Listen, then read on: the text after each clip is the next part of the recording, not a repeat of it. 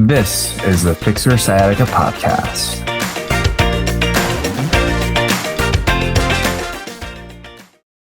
So let's talk about jiu-jitsu, physical therapy, sciatica pain, but more importantly, what happens when a physical therapist goes through sciatica pain themselves. Early on in this show, or the beginning of the show, I shared with you my pain journey, but today we're going to talk a little bit more about another physical therapist pain journey. And one of the really cool things is that we got linked up through Instagram, but we also have a shared interest in jiu-jitsu and obviously taking care of folks. And so today I have Dr. Diana Wang, physical therapist and the founder of Open Mat Physio. Diana, it's great to see you. Thank you for being on today's episode. Thanks for having me, Ashley. Really appreciate it. The honor is all mine. I've been following you for a while, and you've been posting some really fantastic content. Listeners, I'm going to put the Instagram handle into the show notes. But Diana is a physical therapist and BJJ practitioner, but also has had either a bout of a sciatica or has been battling with sciatica for quite some time. And so she's been kind enough to share her experience. And I thought it would be particularly great to be able to let you know that even us as physical therapists, we're human. We've experienced these pains before and some of the thought processes that we go through when it comes to trying to manage our own pain. But before we go about the whole story, let's talk, Diana, a little bit more about yourself and your journey as a PT. Yeah, so born and raised in Southern California in technically, I guess the area of like Walnut, Hacienda Heights. I don't know if you know where that is. Close to Pomona. That's where most people kind of have that general landmark. But born and raised in Southern California, was active most of my life. This is going to tie into a bit of my sciatica story too, or like my low back pain story. But I've had low back pain for as long as I can remember, probably since high school. It's one of those things where I can't even think about a period of my life where I didn't have back pain, but there were moments where it was worse. So besides that, I'm sure we'll talk about that later.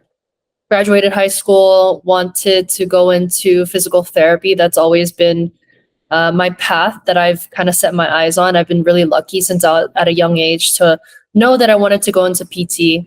So went to the University of the Pacific in Stockton, California, in Northern California, where I studied health, exercise, sports science, and did 3 years in that program until I was exposed to the world of athletic training. And luckily, I guess a lot of these things are like luckily my school had a program.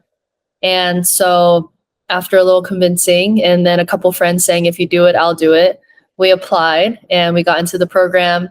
It was such a fun time being able to work, next to the athletes, with the athletes that were at our school.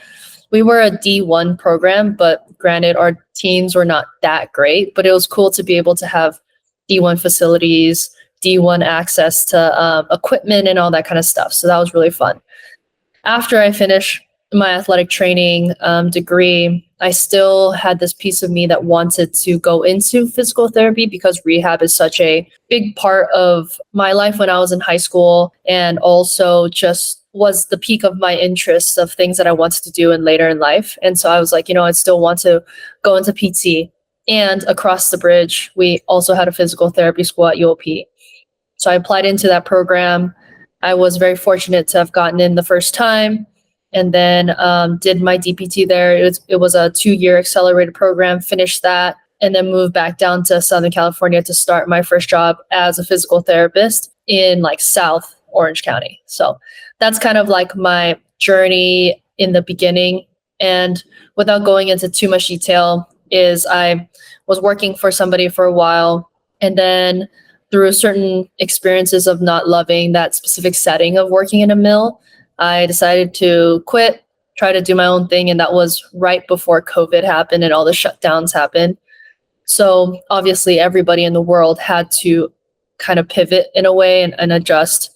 And that's where my vision, or kind of my idea of, hey, let's start to maybe do my own thing and start to create a service or a practice that is specifically for martial artists. At that time, it was just mostly martial artists. During COVID, I worked at a different chiropractor clinic in LA for a bit. That was really transformative for my clinical practice. I learned so much, and I weigh a lot of my skills and my experience on that time period for me. But after about a year, I still had that little voice in my head telling me that I needed to go try and do my own thing. So left that job and then went full time into open mat physio October 2021. So we're coming up on like 3 years, which is kind of wild.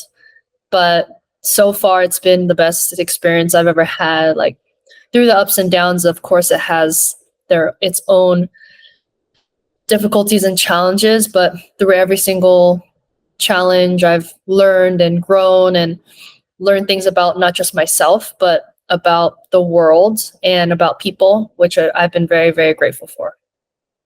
Wow, what a journey! Thank you so much for sharing that with us. There's a lot to unpack. I want to ask you a couple follow-up questions based off of your journey, and then we'll go a little bit more into that sciatica aspect. But I think what a lot of people see is like people, you have athletic trainers and you have physical therapists, and there's a lot of parallels in regards to the knowledge that both professions go through, and you're both.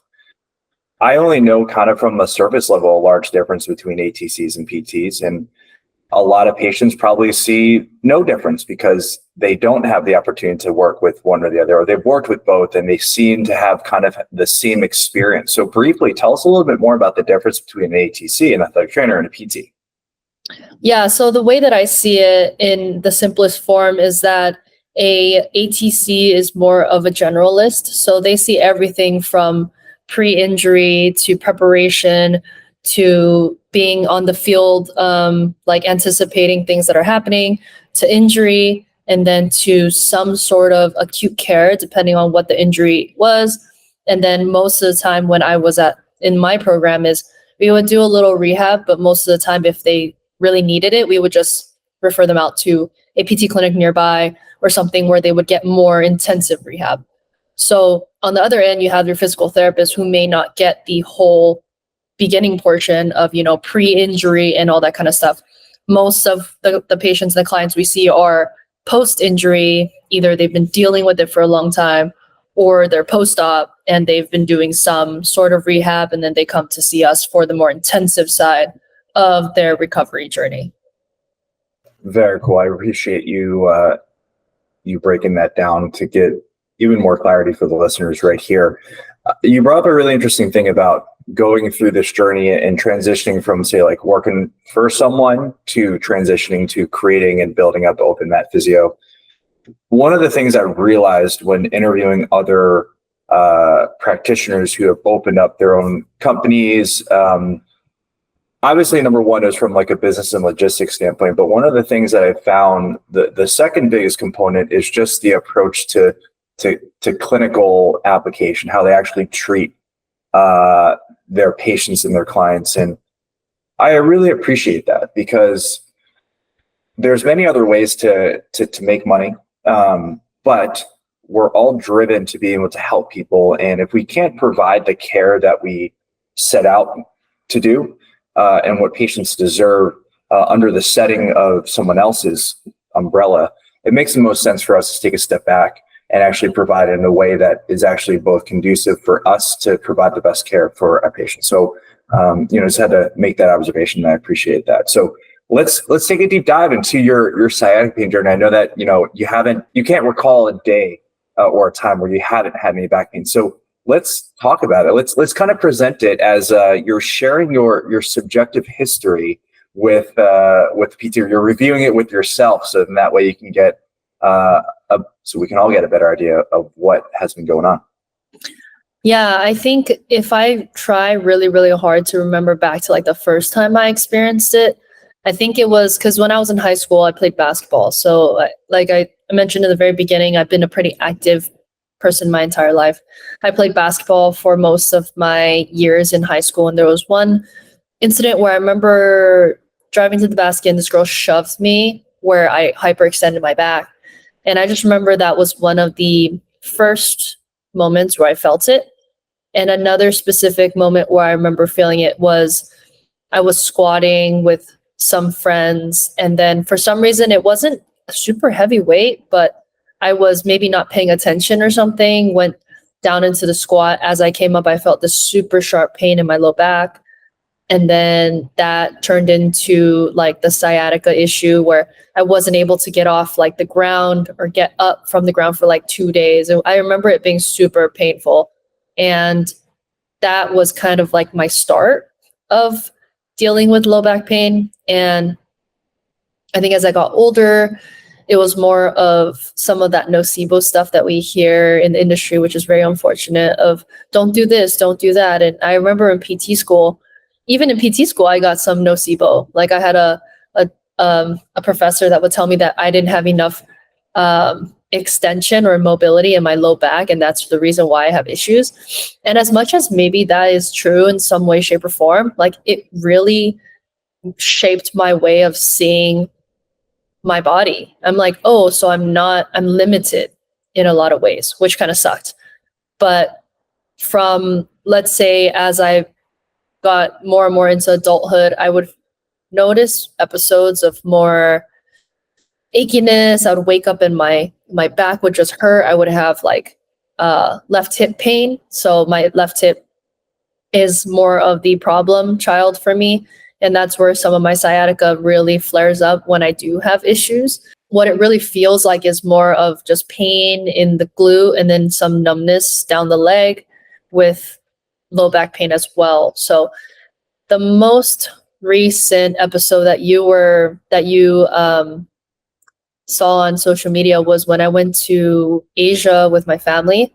And I think during that time, we were so busy walking around like so much. I mean, in my day-to-day, I'm not like walking 20,000 steps. So going to jujitsu, going to the gym, but I'm not walking 20,000 steps. And so when we went to Asia, we were walking 20,000 steps every day for almost 15 days or something. So it really flared up my back. I just wasn't prepared for that capacity.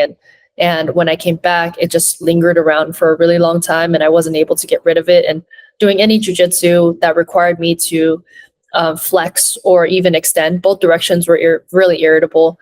I wasn't able to train. So that kind of sucked. And so it led me down this path of, okay, how do I address this most recent episode? But if I backtrack a little bit to when I really started addressing my own sciatica was during COVID. So I had a bit of a flare up. I don't think it was from jiu-jitsu or anything. It was just like really random. And that's what I've learned. And I'm sure you can also attest is that sometimes back pain and sciatica is super random. There's no specific cause. There's no like, this is exactly why you're dealing with this. Sometimes it's stress induced. Sometimes it's exercise induced. Sometimes it's lifestyle induced. And we can't put a finger on it. All we can do is look at everything, try to figure out the best way to approach it, and then like try to tackle it from different angles, right? So at that time, I got sick and tired of having such extreme back pain on a regular basis that I told myself I'm going to finally take care of it. So started making myself a rehab routine where I was working on a lot of just building my base of strength and starting to deadlift, squat, lunge, jump, and like be athletic in a way. And over time, even though it was like really painful at first, because deadlifting was probably the worst thing that I could do. I always was so fearful of deadlifting. I think from narratives that people have told me to in the past. But as I started deadlifting more and more, the pain started going away. Like if anything, I would feel very little, but I was able to increase weight, which was really, really cool. And that was something that was very empowering for me. And since then, my pain has been pretty good, except for those specific episodes. And I think as long as I maintain a certain level of fitness, I'm at the gym 2 to 3 times a week lifting. I'm focusing on, I've been running as well. So running has helped because, I don't know, maybe like the single leg strength work, doing some speed workouts and stuff that's been helping build some more just capacity that's more well-rounded. And then also focusing on my recovery, that's been really big, has made a really big difference in my quality of my back. And I've noticed since that whole incident in January, February, my back's been feeling pretty good. it doesn't really bother me that much on a regular basis unless I'm obviously sitting for like too long. I get up, walk around a bit, and then it'll go away. So that's kind of my current state of my sciatic issue. This episode is brought to you by the Patient Advocate Program. Are you tired of not having support between your rehab sessions? Introducing the Patient Advocate Program, and we're focused on your recovery, and we're offering you 24/7 access to a doctorate of physical therapy. Stop waiting in line to be seen and stop spending hours doing long exercise programs. Imagine being able to get all of your care delivered straight to your phone. Best of all, it's affordable. We believe everyone deserves top-notch relief without breaking the bank. So why wait? Take control of your health today and visit ptpatientadvocate.com and book your free call with our experts. Yeah, thank you so much for sharing. I mean, what a story. I mean, it's like, we'll probably say like more than a couple of years, right? Ever since you were a high school kid, right? And you've been through this, and what an interesting evolution. We're gonna unpack that a little bit more, but I'm so intrigued because I mean, you've always wanted to be in like the rehab space. You've had your journey as an ATC and also transitioning to a DPT. One of the first questions that came to my mind was, what was the rehab experience like when you initially got it hurt, or if you actually ended up going through some sort of rehab when you were younger? You know, I never actually went to PT. Okay. It's so interesting. If anything, I remember the only rehab I ever got, because my parents are super Asian, so we would go to an acupuncturist. Okay. Or one of my biggest influences of me doing athletic training and physical therapy was the athletic trainer at my high school. So he's always been like, I always seen him as like a big part of my life, like a big brother almost in a way. And he was a big influence in me wanting to pursue this. And he was a really great athletic trainer, took care of us really well, and was the one that kind of, planted the seed. And then my actual rehab that I got was mostly like a family friend who was an acupuncturist that would help me.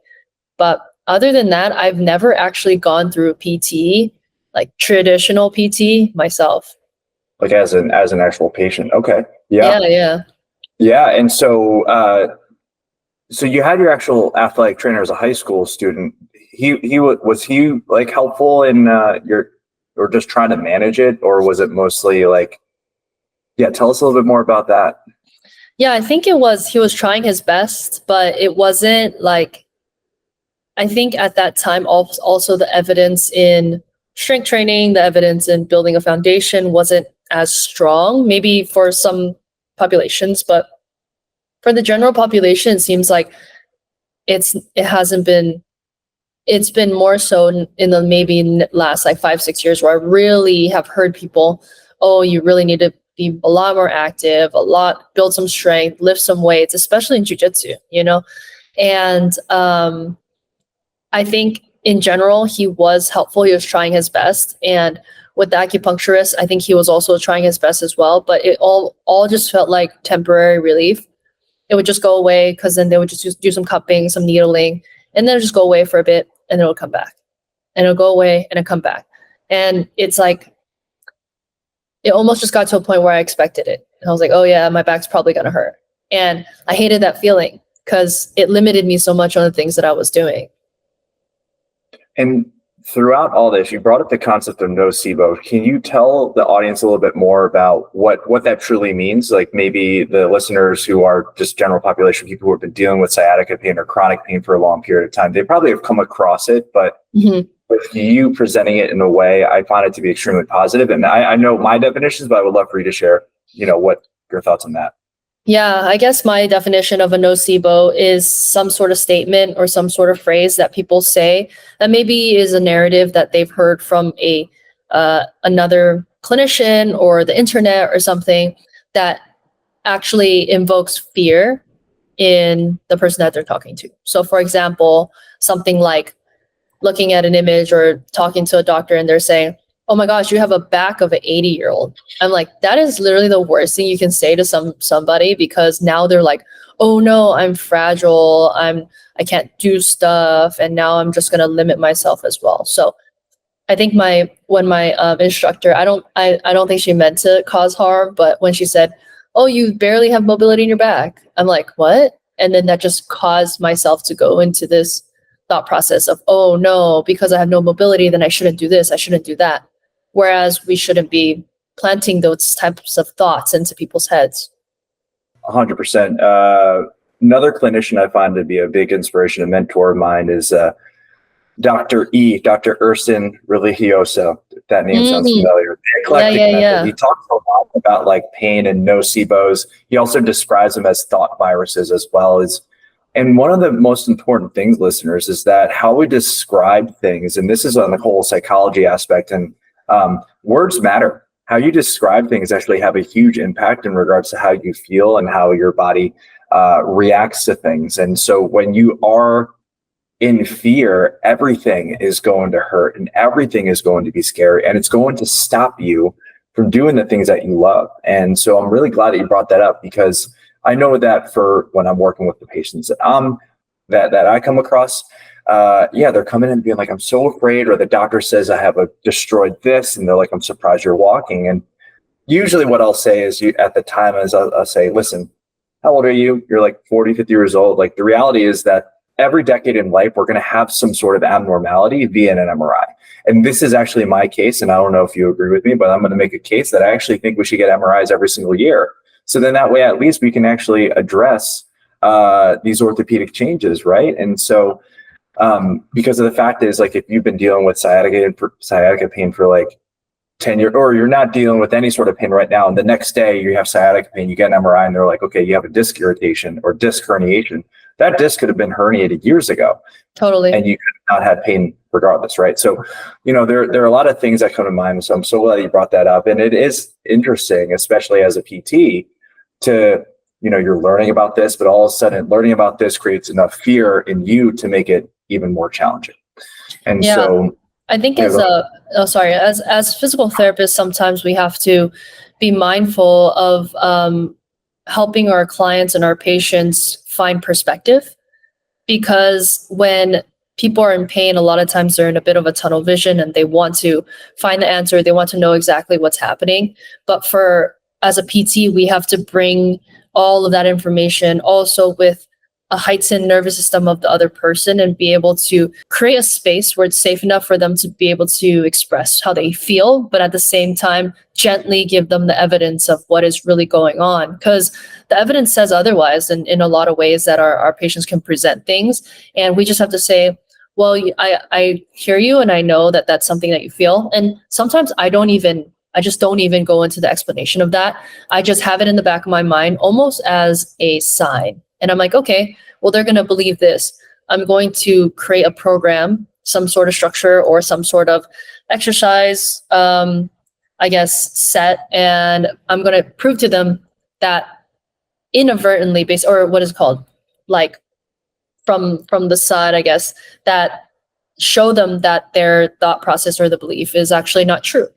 And then over time, they start to believe something else because I put this in place without even having to explain it to them. But I think, like you said, words really matter. And especially as people who are doing their own thing, trying to create a reputation and trust, like I'm sure you, like, our entire industry and being a healthcare provider weighs on trust. And if you can build trust with your clients and your patients, then you're doing a pretty good job of being able to create a sustaining business or sustaining practice. When you first start going into your own business, it's easy to look at the things, like you said, it's easy to make money. Like, you can nocebo every single person you see, and then they're going to stick around for a long time. Or you can take the opposite direction, where it's, hey, look, these are the things that you may have believed before, and these are the things that are actually evidence-based. And I want you just to look at both, and I want you to know that they can exist at the same time. You can believe that, but this is also can exist too. So what we're going to do is take these two things, and we're going to create a program where it makes the most sense for you, and we're going to focus on your goals. And as jiu-jitsu people, getting back onto the mats is their biggest goal. It's like, okay, maybe these thoughts, let's just push them to the side while we're working towards your goal.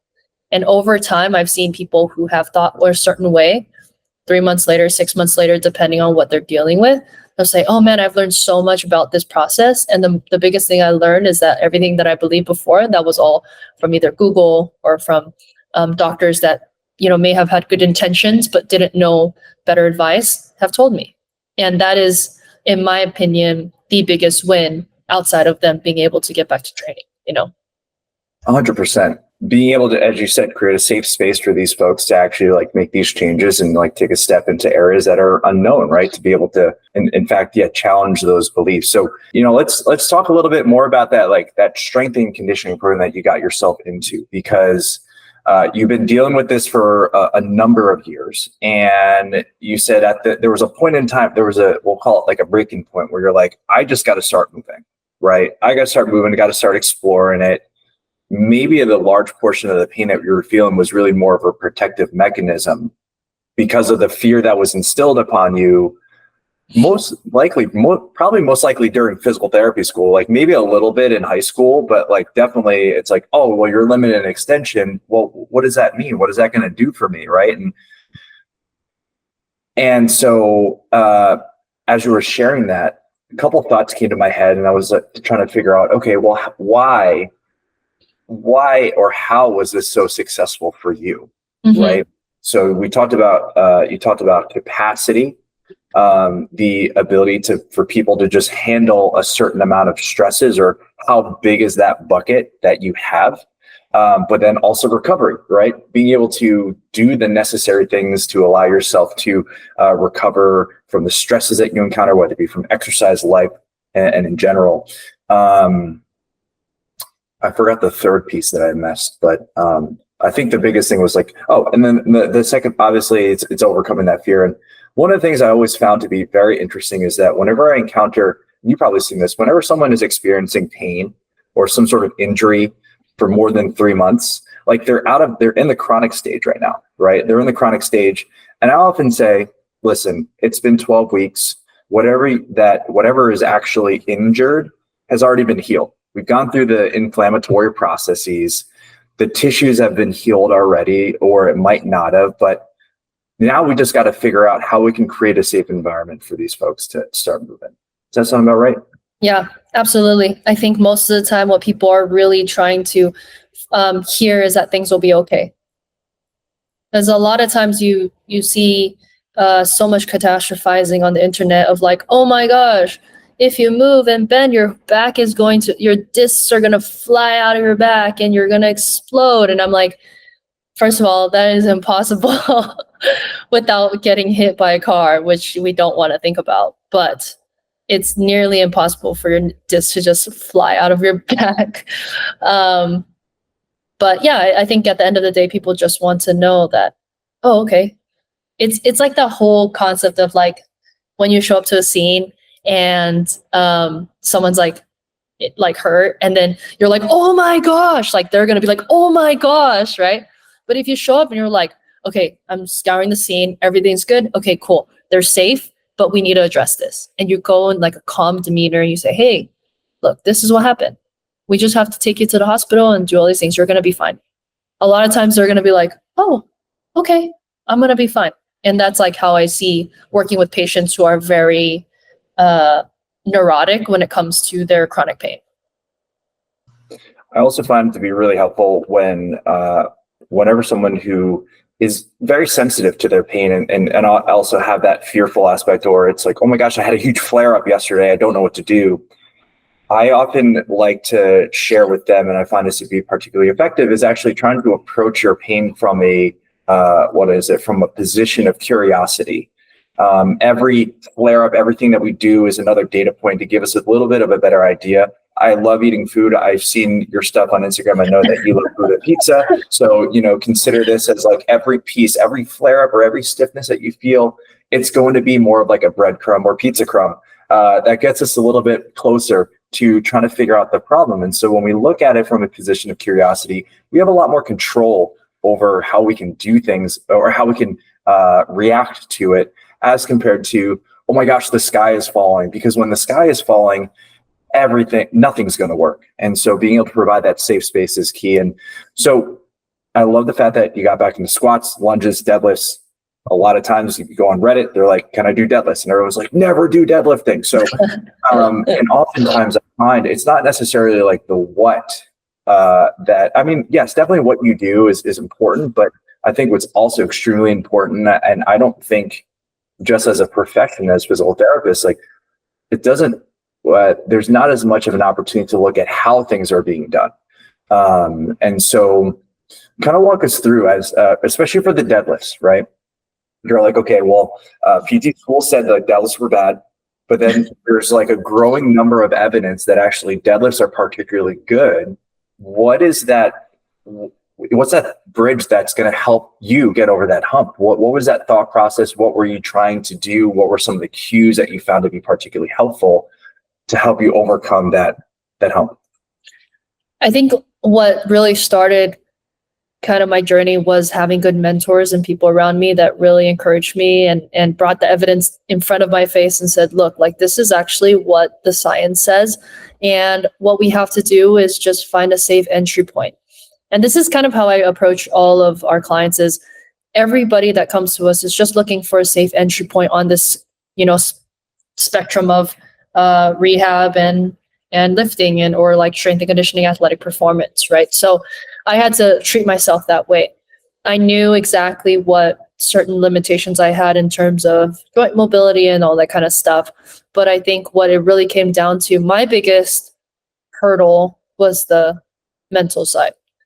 It was the confidence piece of, am I actually going to be able to do this? Like, should I be doing this? Right. So, with the help of my mentors, I was able to start to create at least a program where there were variations of these buckets that we talk about, or these movement patterns that we're talking about that may not look exactly like what you would see on YouTube or what you would traditionally think as a hinge or a squat or something. There's many different ways that you can progress, regress, change, and exercise where you know that what you are actually trying to achieve is still there. It just might look a little bit different.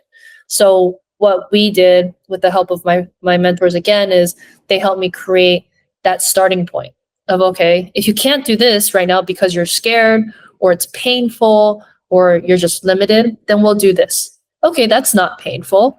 Okay, we're still kind of achieving something similar, maybe not at the highest level of just like a regular deadlift, but we're kind of going to build our way up. And if you can start to create little markers of safety, of your body starts to learn, oh, okay, I can do that. I can do that. I can do that. And so that's what I did.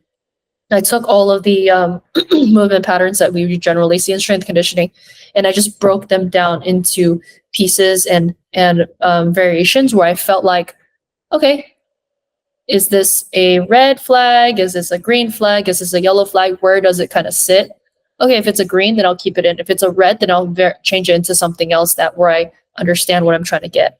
And then from there, I had a starting program, and little by little, with adjusting tempo, ranges of motion, reps, weight, and stuff like that, I was able to finally get to the point where I think my highest deadlift, which I haven't deadlifted in so long, mostly because I prefer single leg RDLs, just like heavy single leg RDLs over like a traditional deadlift.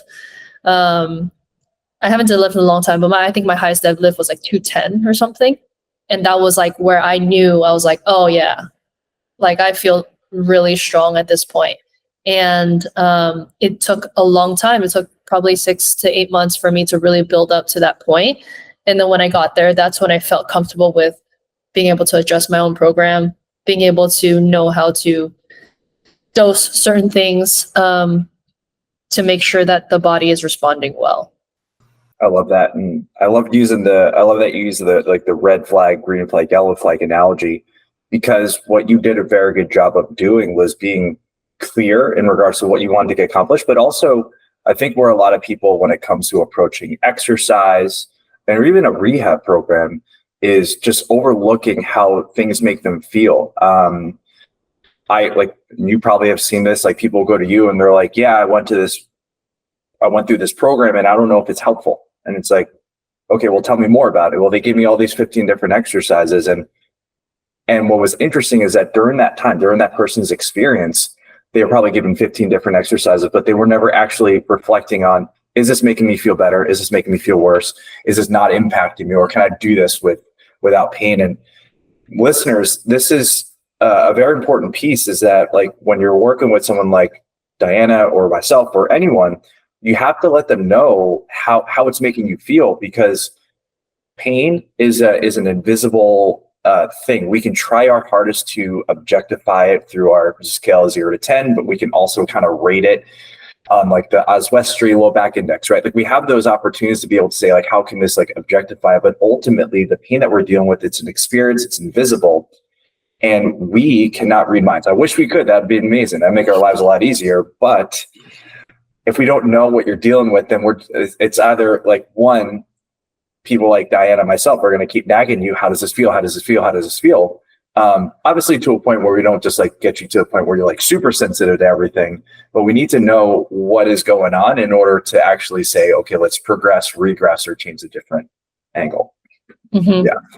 Yeah, I agree. I think it's one of those things where that's why communication is such a big pillar in our practice. And our entire practice is virtual. So we do everything online. Everything's, we don't do any in-person work. So it is especially important to have the communication piece, because I need to know. I try to set expectations early on with our clients too, of like, hey, the more you communicate with me, the faster we'll be able to make changes, especially in the very beginning. We have to see how your body feels within 24, 48 hours. And if you give me that information, then I'll know how to make sure that we're scaling it properly.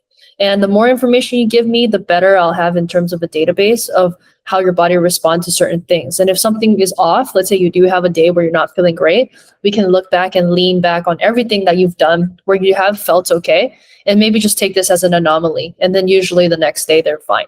So it's almost goes back to what we were talking about of being able to be open about this kind of stuff and saying, okay, let's be curious about why maybe today you feel a little bit worse. Oh, I lifted a couch over the weekend helping my friend move, and my shoulder feels a little sore, or my back feels a little sore.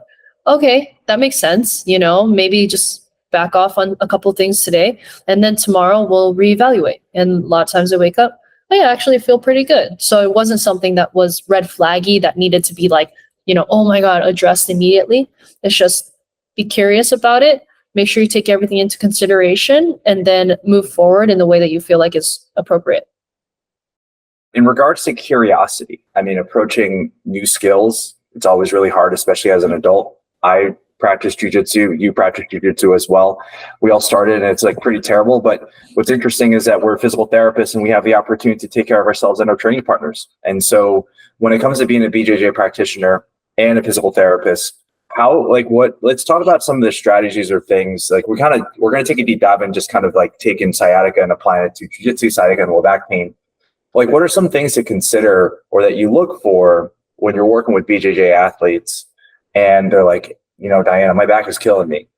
What are some of the things that you look for? How do you approach a problem like this? Mm-hmm. Yeah, totally.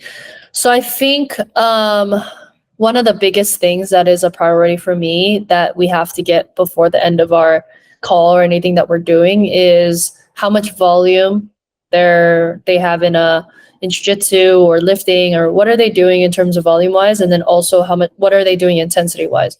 Are they trying to pohada, go to war every single day? Or are they taking days where they're just kind of having high-low days? Or what are they doing? So I need to get a base of like what that looks like, because the majority of the time working with jiu-jitsu athletes, people who really, really love training, which is almost everybody that we work with, they'll train until their body falls apart. And unless there's someone saying, hey, we got to be a little smarter about this, we got to make sure that we pull back at times and change your volume and intensity at times, they're not really going to do it. So that has to be the first piece of a conversation that we have with them.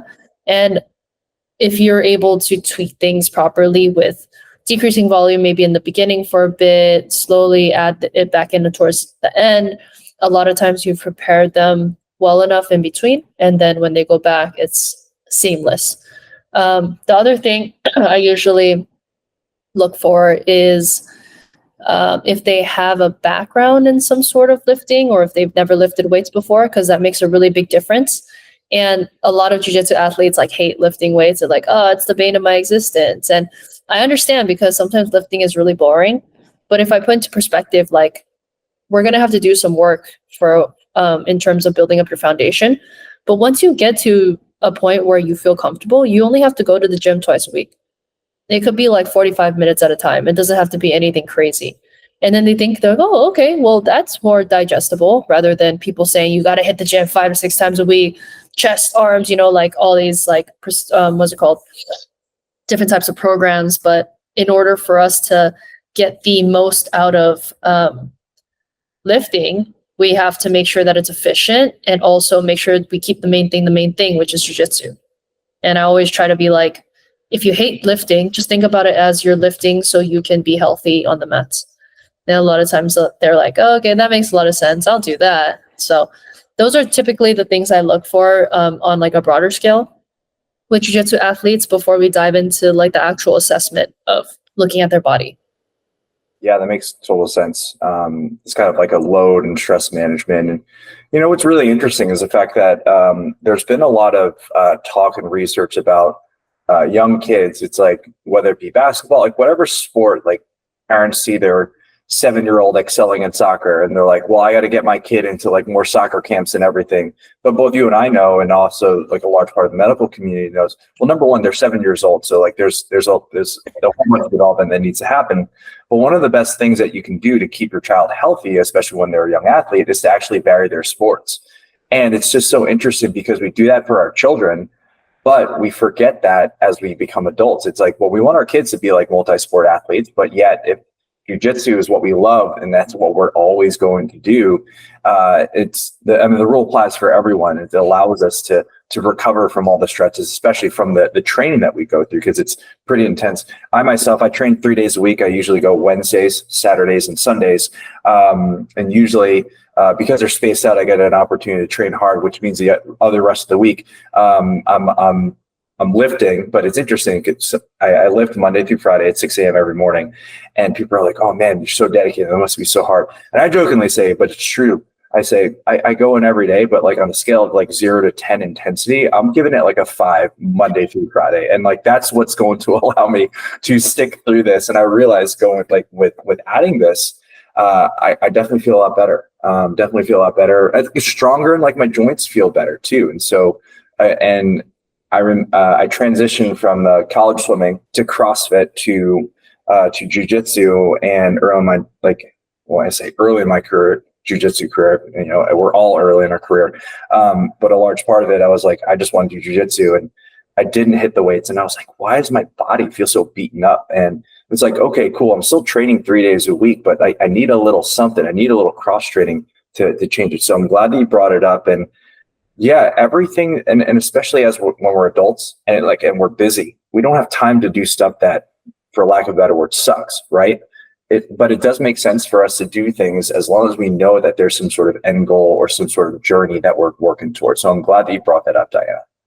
Yeah, cross training is so big. And I think in general, if we look at strength training and even athletic development, that kind of like jiu-jitsu athletes are athletes. So I'm a believer in trying to build an athlete rather than just building someone into a bodybuilder. And just knowing that, at the end of the day, this is going to be your foundation. So when you get into any tricky situations in jiu-jitsu, your body has to have that foundation to lean on. And if you're able to do that, then like you mentioned, is you feel a lot better. You can go train multiple times a week consistently and not feel so beat up. And a big part of that is because you have the intention of focusing on your foundation. 100%. And yeah, awesome. We could talk all day about this, and I'm so thankful that you're down to share some of your time with us and share your injury journey. I know for myself, like us physical therapists, like we're not really the greatest patients, right? Like we go into it, we get hurt, we think, oh, well, we know everything. Well, maybe we are the exception when it comes to getting hurt. And the reality is the fact that, again, words matter, but also for the most part, when you have crossed that 12-week barrier, the things that are healed most likely have been healed. Let's create a safe space for us to move either with less pain or without pain. Be in tune with how you feel and really manage yourself. And Diana, Thank you so much for being a guest on this episode. It was awesome. And I hope that we stay in touch and that we can continue to record some episodes in the future. You help BJJ athletes.